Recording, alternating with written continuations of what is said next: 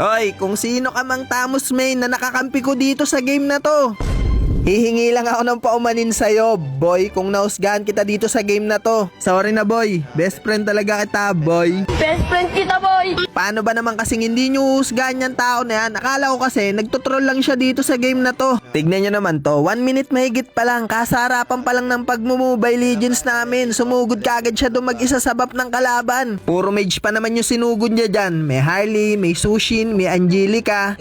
Kaya ayun, patay ang gwapo.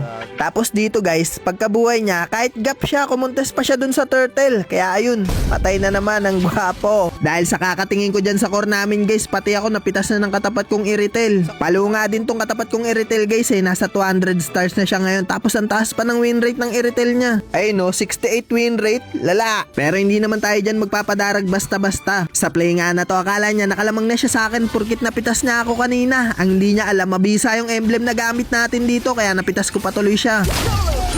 Pero balik nga tayo dito kay Tamos guys. Dito talaga naisip ko na nagtatroll lang tong kumag na to eh. Kasi tignan nyo, sobrang tapang niya. 0-2 na nga siya dito sa game na to. Pumasok pa dun sa marami. Kaya ayun, patay na naman ang gwapo. Sa mga oras nga na to, 0-3 na yung jungler namin Tamos dito. Kaya nasabihan ko pa nga siya dito ng lala ng Tamos natin. Pero grabe din kasi talaga tong Sushin ng kalaban guys eh. Sobrang palo. Ito talaga yung nagpahirap sa amin dito sa game na to eh.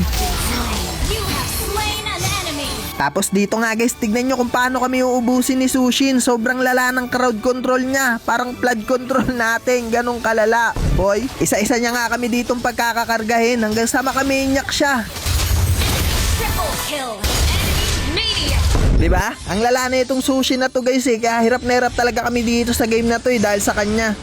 Pero eto na nga, nag-focus na nga lang ako dito sa game na to. Kahit yung nasa isip ko, tinotroll lang kami na itong core namin na Tamos. Pero maya maya nga guys, nagulat talaga ako sa ginawa niya dito. Parang biglang ibang Tamos na yung naglalaro dito. Tignan nyo, nagwawala na talaga siya dito.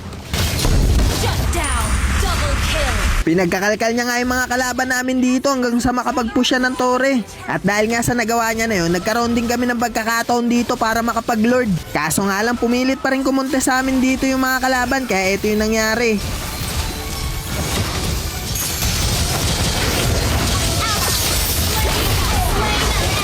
Ayun nga, nakuha pa ni Tamos dito yung Lord at napitas pa namin yung 3 dito sa mga kalaban. Dahil nga din doon, nagkaroon din ako ng pagkakataong makapag-push dito sa bottom lane. Tapos nakita ko pa nga dito si Angelica na nagbabalak mag-dep. Buti na nga lang dumating dito si Kaja, kaya mapipitas pa namin to.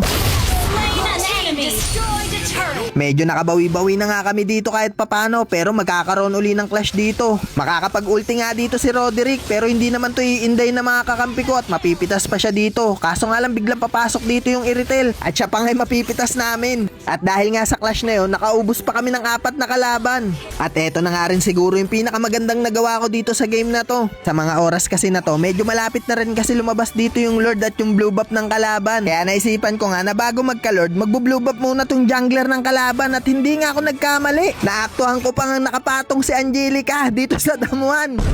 Kaya agad-agad ko nga binugaw tong dalawa na to at tignan nyo yung magiging damage ko dito kay Harley. Boom! Tapos balak pa nga kami likuran dito ni Roderick, kaso nga lang sobrang sakit na talaga ng damage ko.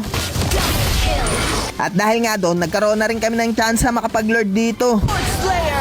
At sa mga oras nga na to, dito ko nga naisipang pumesto sa bottom lane at inaayos ko pa nga yung pang sell and buy ko in case of emergency. Sakto nga rin si Iritel pa yung magdedep dito kasi nga may maitim na balak ako. At malamang hindi niya inaasahan to, tignan nyo.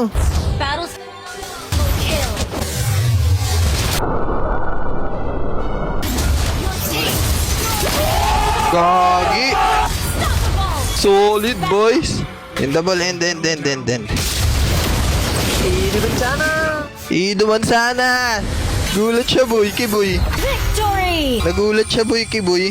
At eto na nga rin guys yung dahilan kung bakit nagsasorry ako kay Tamos. Kasi pagtingin ko dito guys oh, MVP pa siya. Lala. Kaya naman pala pagka-start pa lang ng game, sobrang gaan na talaga ng loob ko dito sa Tamos na to eh. Kasi, Sinungaling ka! Hindi guys, sana mapanood to ni Tamos guys. Sorry na kung hinusgaan kita nung umpisa pa lang. Hindi, kaya ginawa ko rin tong video na to para sa to boy. Kasi nga best friend kita boy. Di kita kaya saktan boy. Kaya saktahan, boy! Best friend kita, boy!